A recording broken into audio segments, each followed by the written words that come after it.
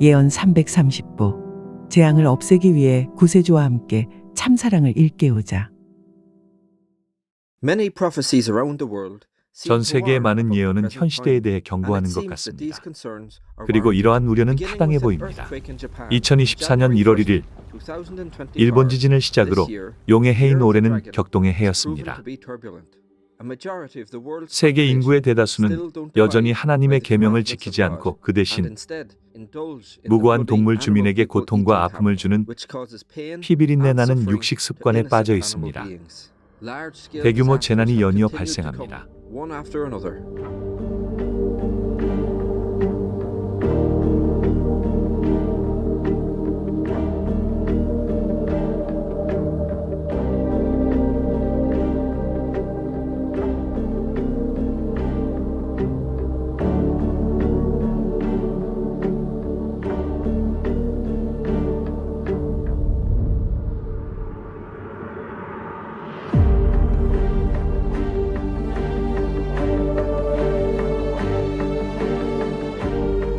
etc. 등등. 많은 선지자가 종말 시기에 일어날 것을 경고했던 것처럼 이런 일이 벌어집니다. 기독교에서 시작해 이런 몇몇 예언을 살펴보겠습니다. 거대한 해성 후 위대한 나라가 지진과 폭풍과 엄청난 홍수로 파괴되고 많은 전염병이 생기리라. 또한 여러 나라의 바다가 범람해 모든 해안 도시가 두려움 속에 살며 많은 도시가 파괴되리라. 이 도시들에 신의 율법에 따라 사는 사람이 단 하나도 없기 때문이다.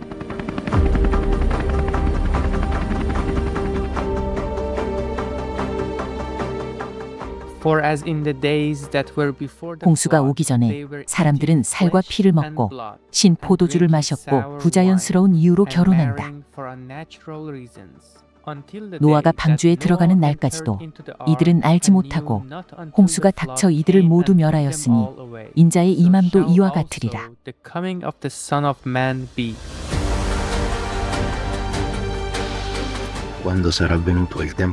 진노의 때가 오면 인류는 악에 크게 타락할 것이다. 그리고 너희가 타락을 초래하며 너희가 바닷물과 강물을 피로 채우리라. 너희의 도살로 바다와 강물이 이미 피로 채워지고 있으며 그 물의 산은 너희가 죽인 생명체들이 줄어들어 너희를 줄이게 하리라.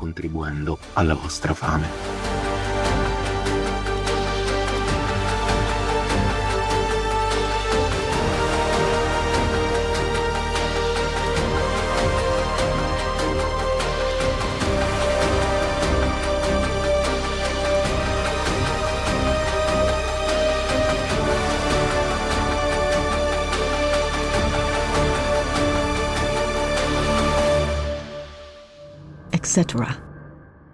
등등.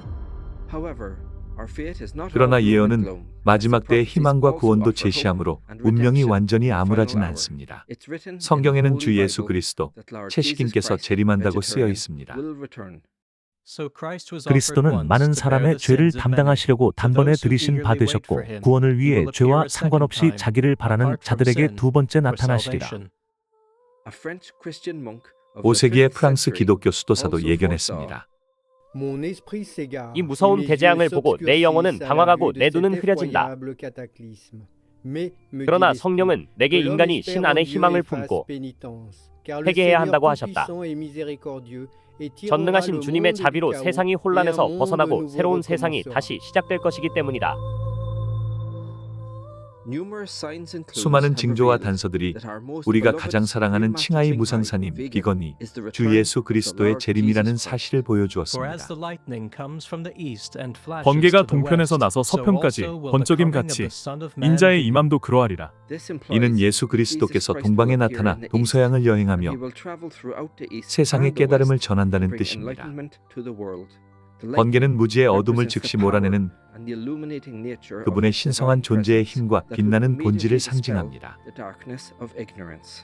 칭하이 무상사님은 베트남으로도 알려진 어울락의 동부에서 태어났습니다. 그녀는 사람들에게 즉각적인 깨달음을 가져다주는 관음법문을 가르치고 계십니다. 1980년대 동쪽의 대만 포모사에서 처음 사명을 시작하셨고 전 세계 사람들의 초대를 받아 전 세계를 두루 여행하며 자신의 지혜를 나누고 즉각 깨닫는 법문을 전하셨습니다. To share her wisdom and impart this method of immediate enlightenment.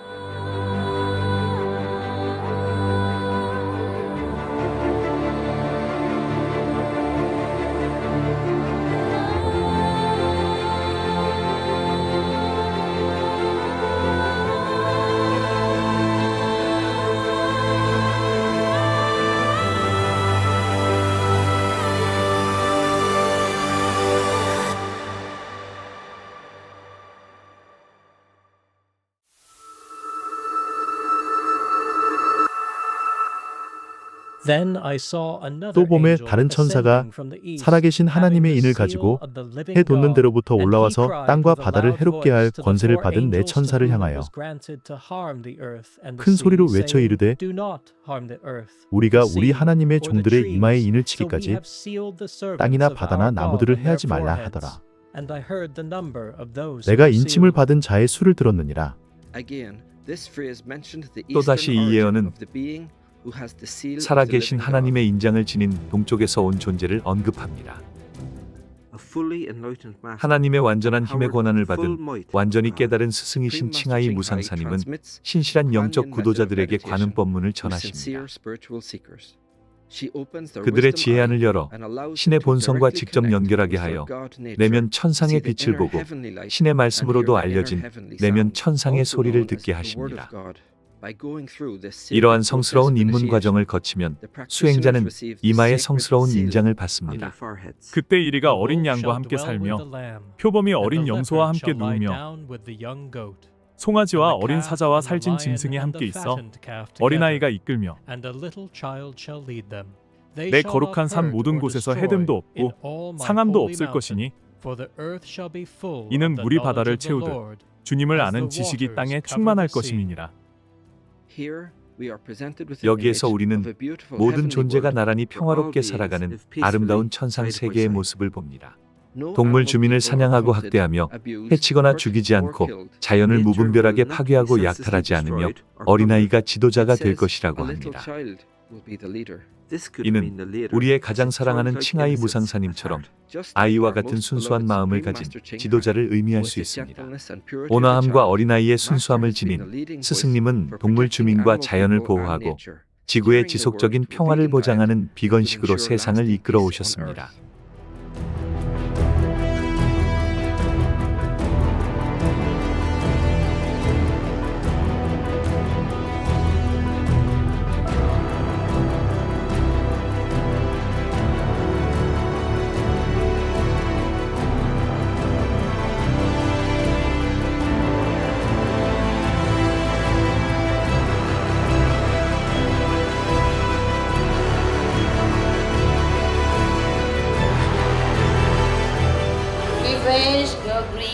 채식하고 환경을 보호해서 지구를 구합시다.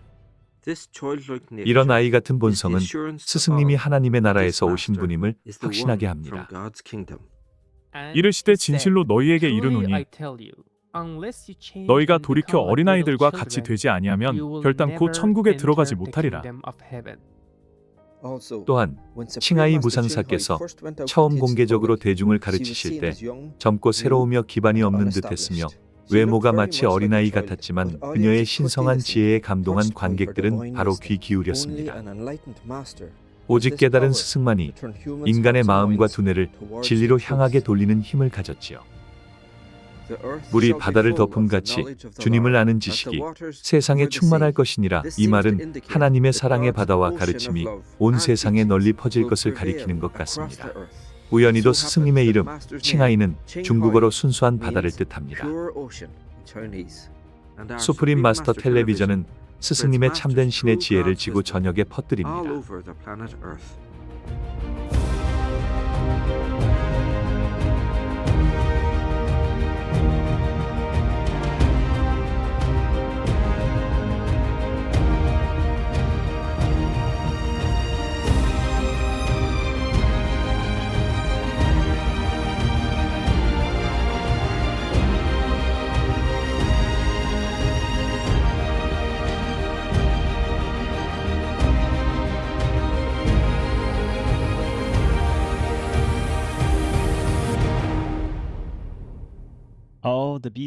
들판의 짐승들이 그를 공경할 것이며 하늘의 새들이 그분을 두려워하지 않고 바다의 물고기조차 그분 오심을 크게 기뻐할 것이다.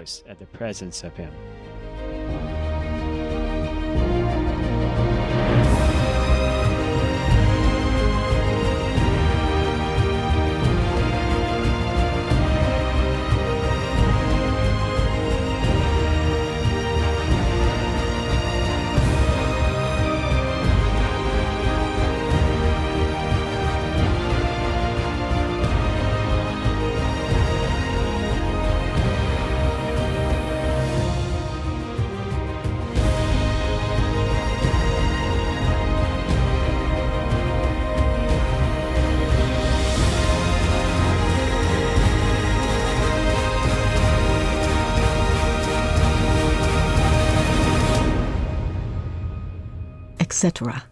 등등. 동물 왕국 주민들은 칭하이 무상사님이 누구인지 알아보며 종종 우정과 애정으로 그녀에게 다가가는 모습을 보여줍니다. 이러한 자연스러운 상호작용에는 마법 같은 무언가가 있습니다. 당신과 있고 싶어하네요. 제가 기억하기론 1988년 12월 2일 스승님께서 강연 후에 센터에 머물러 계셨죠. 다음 날에 10명이 넘는 제자들이 스승님을 모시고 산티먼 강변으로 행복하게 갔습니다. 비건 바비큐를 하고 나서 스승님은 연못가로 걸어가서 자연스럽게 발을 물에 담갔어요. 그러자 신기한 일이 일어났습니다. 연못의 모든 물고기 주민이 한참이나 즐겁게 뛰어올랐어요. 우리는 왜 이런 일이 생겼는지 궁금했지요. 10명이 넘는 사람들은 거기로 자주 가서 물도 깃고 발도 씻고 했지만 전에는 그런 일이 없었거든요. 그런데 스승님이 발을 물속에 담그자 그런 신기한 현상이 생겼습니다. 보통 그 집은 아주 조용하고 새 주민도 보이지 않습니다. 그런데 스승님이 와서 정원에 앉아 계시자 갑자기 많은 갈매기 주민이 나타나 날아다녔어요. 집 근처와 집 위에 하늘을 날면서 아주 행복한 듯이 큰 소리를 내며 스승님을 반기는 듯이 보였죠. 매번 몇 시간 동안 이런 광경이 지속됐어요. 스승님이 집에 들어가면 천천히 숲으로 다시 날아 돌아가더군요. 굉장히 활력이 넘치고 아름다운 새들이었어요. 그 바다에 물고기 떼가 회오리 치면서 이렇게 헤엄치는 그런 광경 있잖아요. 그런 것처럼 그렇게 막 돌면서 나는데 무지개가 소용돌이 치는 듯이 보였어요. 왜냐하면 그 새들이 색깔이 아주 다양했었거든요. 남색, 푸른색, 초록색, 자주색도 있었어요. 붉은색, 노란색도 있었고. 스님께서 나오시자 스님 쪽으로 막 날아가서 이렇게 막 맴돌듯이 이렇게 돌면서 마치 스님께 공연을 성사하는 것처럼 그렇게 날았어요. 새주민들이 밤낮으로 노래했던 걸 기억해요. 디즈니 영화에서 노래하고 춤추듯이요. 제가 스승님과 대화하다 여쭤본 기억이 나요. 이게 정상인가요? 유럽이라서 새주민이 이렇게 한밤중에 노래하는 건가요? 스승님은 아주 귀엽게 피해 가셨어요. 당신이 유럽에 와서 이런 걸 처음 들어보나 봐요. 저는 그렇군요 했죠. 그리고 얼마 후 스승님은 안거나 다른 일 때문에 몇 주간 다른 곳에서 지내셨어요. 아침에 떠나신 후 그날 밤에 저는 방에서 명상하고 있었죠. 그때의 고요함이 명확하게 기억나요. 완전히 고요했어요. 그때야 깨달았죠. 유럽 새 주민이라서 그렇게 노래한 게 아니라 스승님을 위해 노래했던 거예요. 스승님께 노래한 거였죠. 당시 제1기장에도 기록해뒀어요. 스승님이 떠나시자 새들이 노래를 멈췄다. 새들도 아는 것이다. 떠나셨다는 것을, 스승님이 신이라는 걸. 몇 주 뒤에 스승님이 돌아오시자 세주민들이 다시 노래하기 시작했죠. 우리가 살던 곳이 숲속도 아니었어요. 차도 다니고 사람도 있는 작은 마을이었죠. 주변에 동물 주민이 많은 것도 아니었어요. 그저 모인 거예요. 스승님께 온 거죠. 이번 크리스마스 시기에 우리는 인간을 일깨우기 위해 엄청난 희생을 치르신 주 예수 그리스도와 칭하이 무상사님께 진심으로 감사드립니다. 그리고 성탄절이 되면 나는 주께서 무지하고 자격 없는 세상을 위해 얼마나 큰 고통을 겪어야 했는지 늘 떠올리게 돼요. 그토록 많은 세월이 흘렀건만 사람들은 아직도 주께서 그들이 알 수 있는 그 어떤 사랑보다 위대한 사랑으로 희생하셨음을 전혀 이해하지 못합니다. 여러분에게 행운을 빌며 신의 축복을 기원합니다.